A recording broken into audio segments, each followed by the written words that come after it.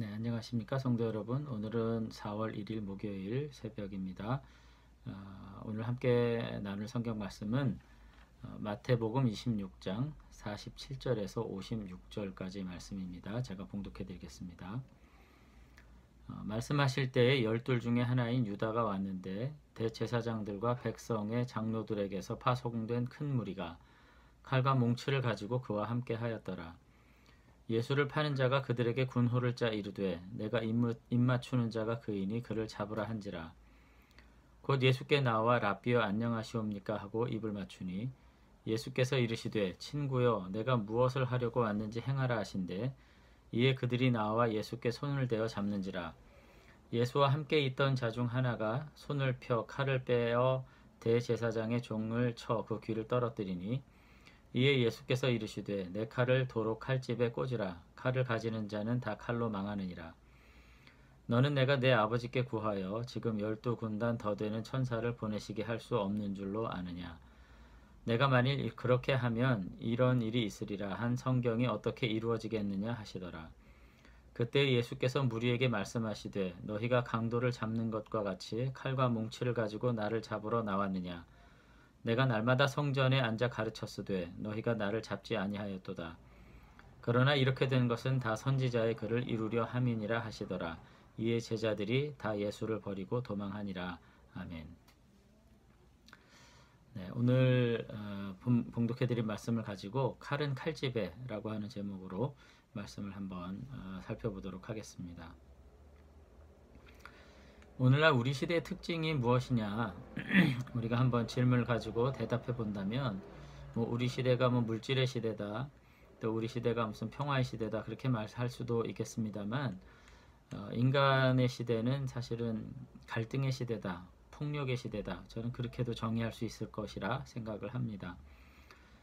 인간 역사를 통해서 우리가 볼 때 끊임없는 갈등과 분쟁 그리고 테러와 전쟁의 소식이 끊이지 않는 것이 바로 인간의 역사라는 거 우리가 알 수가 있습니다. 우리가 학교에서 역사를 배워서도 알 수 있겠지만 인간의 역사는 곧 전쟁의 역사고 갈등의 역사고 분쟁의 역사라는 것이죠. 그런데 단지 그 갈등과 전쟁과 분노라고 하는 것이 그저 대등한 갈등, 대등한 분쟁, 대등한 어떤 테러가 아니라 강한 자가 약한 자에 대해서 끊임없이 가하는 횡포의 차원에 다름없다고 하는 것입니다. 늘 강대국이 약소국에 대해서 횡포를 행했고요. 성경 안에서도 늘 그와 같은 갈등 속에서 사실 연약하고 무력의 힘이 없었던 이스라엘과 유대가 과연 이 제국의 힘 앞에 어떻게 살 것인가 하는 고민과 고뇌, 이것이 일상화된 것이 구약의 역사가 아닐까 생각을 하게 됩니다. 결국 이처럼 어떻게 보면 폭력이 일상이 된 세상에서 그리스도인은 과연 어떻게 살아야 되는 것인가, 힘이 정의가 된 세상에서 그리스도는 과연 무엇을 해야 할 것인가 하는 점을 오늘 말씀을 통해서 잠시 생각해 볼 수 있도록 하겠습니다. 예수님의 마지막 이제 붙잡히는 순간의 모습이 지금 오늘 마태복음에 묘사가 되어 있는데요. 대제사장들과 그의 하솔들은 예수님을 잡으려고 군대를 데리고 왔습니다. 무력을 동반했다는 거죠. 더군다나 마치 예수님을 체포하는데 강도를 잡기 위한 것처럼 뭔가 위장하고 왔다는 점이 굉장히 특이합니다. 그들은 칼과 뭉치로 무장을 했고 그와 같은 무장을 통해 가지고 마치 선지자였었던 당시 랍비로 인정되셨던 예수님을 자신들의 이해관계에 따라서 구금하려고 온 것이 아닌 것처럼 위장을 했다는 거죠. 더군다나 배신자였던 가룟 유다와 함께 암호를 짜고 군사작전을 실행하는 것처럼 그렇게 예수님을 잡으러 왔다고 하는 것입니다. 그렇지만은 이와 같은 어떤 무장, 이와 같은 어떤 위장을 통해 가지고 예수님께 나왔던 이 군대 앞에서 정작 잡히시는 예수님은 어떤 두려움도 없었던 점을 오늘 본문을 통해서 볼 수가 있습니다. 그 이유는 뭘까요? 결국은 예수님의 그 생애에 대한 이해가 우리와는 전혀 달랐던 것을 알 수 있습니다. 예수님은 힘의 질서 위에 계신 존재로 사셨어요. 오늘 우리가 이 땅에 살면서 그리스도인으로 산다고 하는 것은 바로 이와 같은 모범을 배우는 것이 아닐까 하는 생각을 하게 됩니다. 언제나 금권 앞에, 무력 앞에, 세상의 권위 앞에서 여전히 힘없는 이유가 뭘까요? 우리는 바로 그 돈의 힘, 무력의 힘, 권력의 힘 아래서 늘 그 힘의 우위 아래서 살아가는 사람들 밑에 신음하며 사는 그런 존재이기 때문이 아닐까 하는 생각을 하게 된다는 것입니다. 예수님은 칼도 무기도 없었지만 그 힘의 질서 위에 살아가고자 노력했던 모습을 오늘 본문을 통해서 보게 됩니다. 오늘 저는 성도 여러분들이 이 세상에 정말 힘 있는 자들이 많이 있죠. 권력이 있는 사람들이 있어요. 돈을 가지고 금권을 휘두르는 사람들이 있습니다. 때로는 그와 같은 사람들이 가족 안에도 있을 수 있고 직장에도 있을 수 있고 우리의 가장 가까운 이웃 가운데 있을 수 있죠. 그런데 여러분 그 질서 위에 내가 존재하고 하나님의 거룩한 백성들은 그 힘의 질서 위에 그 힘의 질서를 초월한 그러한 마음으로 살아가는 존재라는 것을 잊지 않으셨으면 좋겠습니다.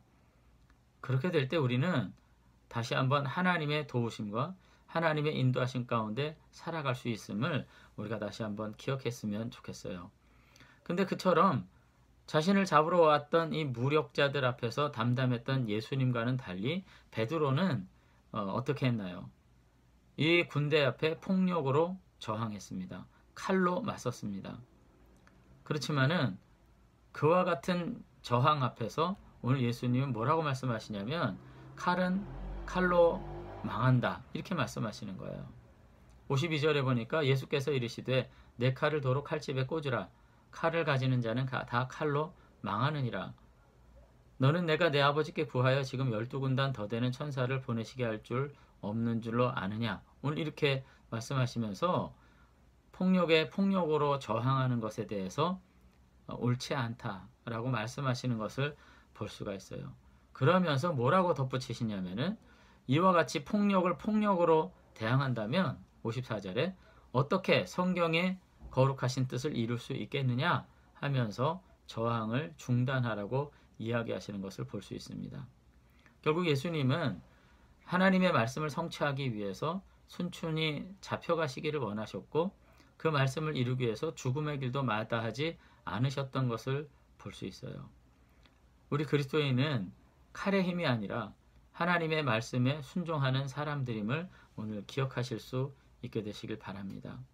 서슬퍼른 권력 앞에서도 하나님의 말씀에 순종하는 것이 그리고 그 하나님의 말씀에 오히려 순종함으로써 권력에 오히려 억압을 받고 권력에 희생을 당할지라도 하나님의 말씀을 따르는 존재로서 마지막까지 서시기를 바라셨던 예수님의 모습을 보면서 오늘 우리들이 다시 한번 이 세상의 힘 앞에서 조롱받고 그 힘의 강한 능력 아래서 우리가 좌지우지되는 사람들이 아니라 그 힘의 우위 앞에 서서 하나님의 말씀으로 온전히 뜻을 이루는 그리고 그 모든 고통까지라도 믿음 안에서 온전히 받아들일 수 있는 그와 같은 삶 우리가 꿈꾸며 살아갈 수 있었으면 좋겠습니다. 물론 어느 순간에는 이 늘 힘이 지배하는 세상 속에서 살아오는 우리들이 정말 그것으로 인해서 무시당했던 우리들이 정말 예수님과 같은 삶이 가능할까 우리가 생각할 수 있을 것 같아요. 그렇지만 다시 한번 우리는 이 예수님의 말씀 안에서 결정해야 됩니다. 금력과 권력 앞에서 정말로 무시당하는 조롱받는 그런 나약한 사람들로 힘없이 흔들리며 살아갈 것인가? 아니면 그 모든 무력 위에 서서 하나님의 뜻을 이루기 위해서 아버지께만 순종함으로써 오히려 그들의 모든 핍박 아래서 우리가 온전히 담담히 우리의 길을 걸어갈 것인가 하는 것을 우리가 선택하지 않으면 안 된다고 하는 것 우리가 다시 한번 기억할 수 있게 되기를 바랍니다. 결국은 무력 앞에 무력으로 대항하고자 했던 베드로와 예수님의 제자들은 가장 결정적인 순간에 그와 같은 저항도 다 버리고 도망치고 말았던 것, 예수님을 배반하고 말았던 것 우리가 살펴보면서 다시 한번 오늘 우리들의 삶 속에 여러 가지 갈등이 있을 수 있겠습니다. 정말로 나는 무엇을 따를 것인가? 무력 앞에서 비굴하게 살아갈 것인가? 아니면 이 세상의 권력 앞에서 하나님의 뜻을 이루기 위해서 순전히 이 한 몸을 던지면서 믿음으로 결단할 것인가 다시 한번 생각하면서 정말로 나의 삶을 다시 한번 주님 앞에 드릴 수 있는 그와 같은 믿음의 삶 살아갈 수 있게 되기를 바랍니다. 나를 부인하고 주님을 따르게 되는 것은 이와 같은 것이 아닐까 한번 생각해 보면서 오늘 말씀을 마치고자 합니다. 한번 기도하겠습니다. 네, 하나님 아버지, 오늘 이 세상에 참 힘 있는 사람들이 많이 있습니다. 때로는 그것이 무력일 수 있고 때로는 그것이 금력일 수 있고 때로는 권력일 수 있는데 오늘 그와 같은 힘 있는 자들 앞에서 너무나도 나약한 모습으로 비굴하게 살 수밖에 없었던 우리들의 모습을 다시 한번 돌이켜 바라봅니다.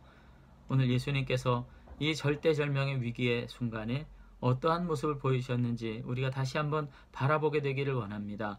그 모든 무력 위에 서이셨던, 비록 그들에게 구금되어 십자가에 달리셨지만 결국 그들의 무력 위에서 존재하는 분이시라고 하는 것을 정말 여전히 보여주시면서 아버지 앞에 순종하기를 힘썼던 예수님의 모습을 보면서 우리들이 다시 한번 우리들의 삶 가운데에서 아버지 하나님을 따르고 순종함으로써 오히려 고난 앞에서 당당한 믿음의 사람들로 살아갈 수 있도록 하나님께서 우리를 붙잡아 주시옵소서.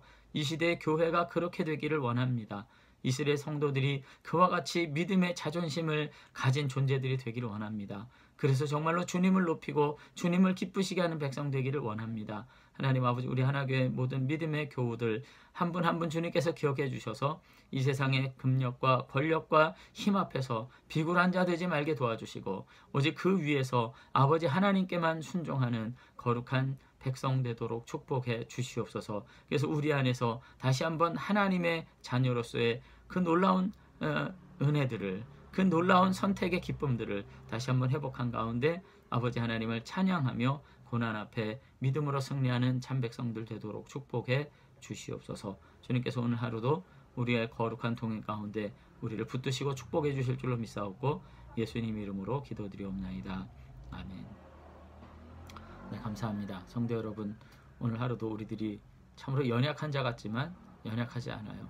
하나님과 더불어서 정말로 이 시대의 질서를 뛰어넘는 거룩한 은혜 앞에서 순종하게 될 때 주님의 거룩하신 도우심과 은총들을 누리게 될 줄로 믿습니다. 오늘 하루 주님과 더불어 승리하시는 저와 여러분들이 되시기를 주의 이름으로 축원합니다.